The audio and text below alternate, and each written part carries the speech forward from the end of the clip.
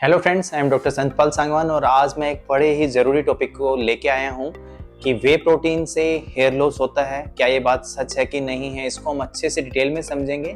हो सकता है बहुत से ट्रेनर, बहुत से बॉडी बिल्डर, बहुत से जिम फ्रीक्स या बहुत से हमारे पेशेंट जिनको रेगुलर जिम जाना पसंद है इस बात को पसंद ना करें, लेकिन या इसको कोई कन्फ्यूज़न हो उनको इस बारे में, तो आज हम ये सारा उनका कन्फ्यूज़न दूर कर देंगे। तो सबसे पहले हम बात करते हैं वे प्रोटीन है क्या, कैसे ये बनता है। वे प्रोटीन एक डेयरी इंडस्ट्री का बाय प्रोडक्ट है।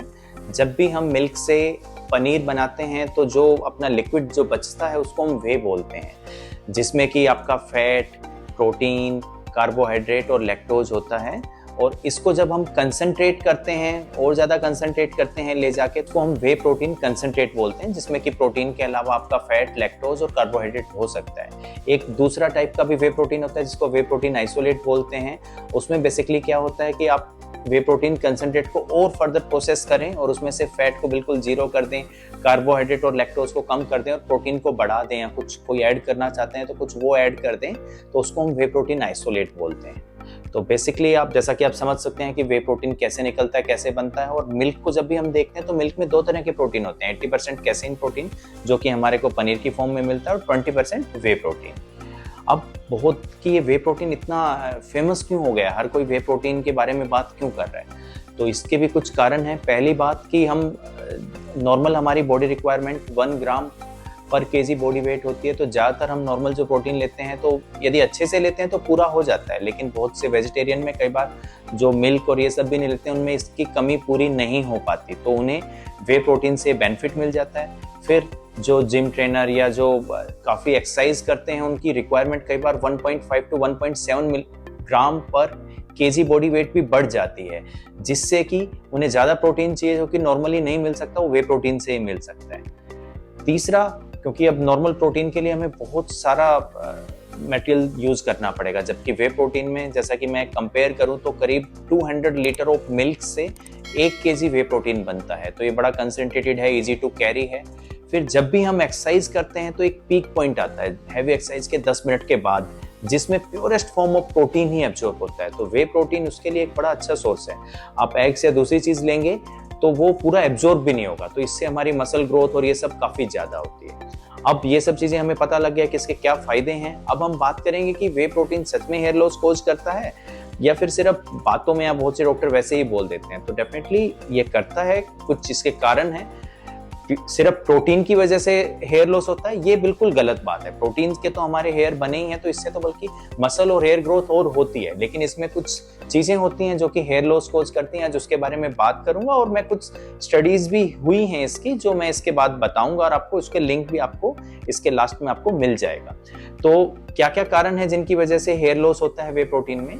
वे प्रोटीन में कुछ ब्रांच चेंज अमीनो एसिड होते हैं, क्योंकि वे प्रोटीन जैसा कि मैंने बताया इसमें सारे के सारे एसेंशियल अमीनो एसिड होते हैं जो कि नॉर्मल हमें बाकी प्रोटीन से शायद ना भी मिल पाए, लेकिन इसमें से वैलिन, ल्यूसिन और आइसोलेशन, इनको हम ब्रांच चेन अमीनो एसिड बोलते हैं। इनकी वजह से बॉडी में टेस्टोस्टेरोन लेवल और डीएचटी बढ़ जाते हैं, जिससे हेयर लॉस बढ़ जाता है। तो ये डॉक्टर फ्रेजर हैं जिन्होंने अपनी स्टडी में ये पता लगा था कि ब्रांच चेन अमीनो एसिड की वजह से टेस्टोस्टेरोन बढ़ता है। दूसरा कि बहुत से जितने भी ये प्रोटीन, वे प्रोटीन बनता है, इसके लिए हमें ज़्यादा मिल्क चाहिए, मिल्क प्रोडक्शन बढ़ानी होती है काउज की, तो उनको ग्रोथ हार्मोन दिए जाते हैं, जैसे सोमेटोट्रोपिन वगैरह, प्रोलैक्टिन दिया जाता है, ऑक्सीटोसिन दिया जाता है, बार बार उनको प्रेग्नेंट किया जाता है ताकि ज़्यादा से ज़्यादा मिल्क सिक्रीशन हो सके। तो इस केस में ये हार्मोन जब हम इसको कंसंट्रेट या आइसोलेट करते हैं तो उस फॉर्म में भी आ जाते हैं। तो ये हार्मोन ज़्यादा लेने के बाद हमारी बॉडी में स्टेरॉइड की अमाउंट ज़्यादा पाई गई है, जिसमें कि टेस्टोस्टेरोन, डीएचटी दोनों ही ज़्यादा मिले हैं, तो इससे हेयर लॉस बढ़ जाता है। तीसरी चीज़, इसमें डी एस्पार्टिक एसिड और कार्निटीन कई बार कंपनीज ऐड कर देती हैं इसका परफॉर्मेंस बढ़ाने के लिए, तो इसकी वजह से भी हेयर लॉस होता है।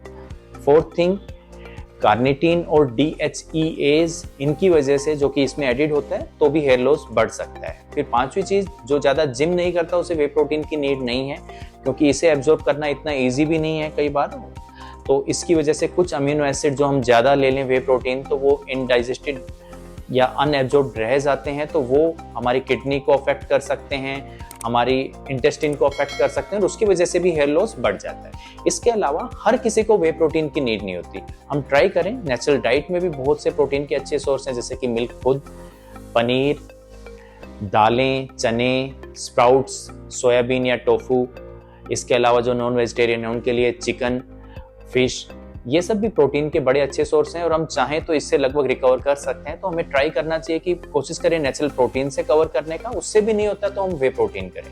फिर हम सिर्फ वे प्रोटीन को रिस्पॉन्सिबल नहीं मान सकते, बहुत बार एक्सरसाइज का भी इस पर इफेक्ट होता है, क्योंकि जैसे कि हम डिस्कस करेंगे कि जो एनारोबिक एक्सरसाइजेज है जैसे कि रेजिस्टेंस ट्रेनिंग और इन सब से भी आपके टेस्टोस्टेरोन लेवल और डीएसटी लेवल बढ़ सकते हैं, तो हेयर लॉस होता है। Same aerobic exercises, running, yoga, meditation, इन सब से आपके डीएसटी लेवल कम हो जाते हैं। तो हमें दोनों एक्सरसाइज के बीच में एक बैलेंस रखना चाहिए।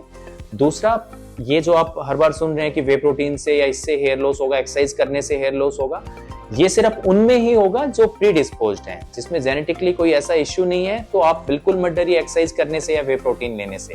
लेकिन जिसमें हेयर लॉस का इश्यू है उसे थोड़ा ध्यान देने की जरूरत है।